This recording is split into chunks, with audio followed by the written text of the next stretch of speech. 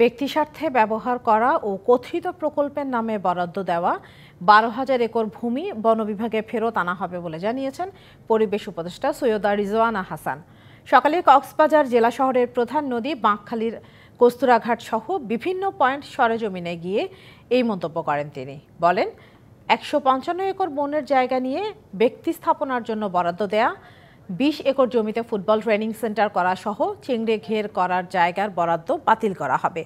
এ সময় নৌ পরিবহন, শ্রম ও কর্মসংস্থান উপদেষ্টা ব্রিগেডিয়ার জেনারেল অবসরপ্রাপ্ত এম সাখাওয়াত হোসেন জানান, বাঁকখালী নদীর দখল হয়ে যাওয়া তীর দ্রুত মুক্ত করা হবে।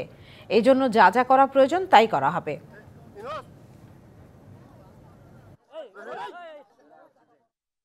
ওই যে ফুটবল হওয়ার কথা ছিল, ফুটবলের ট্রেনিং সেন্টার, আবার আমাদের যেই জায়গাটাতে পুরো চিংড়ি ঘের করেছে বেজাকে দিয়ে দেওয়া হয়েছিল।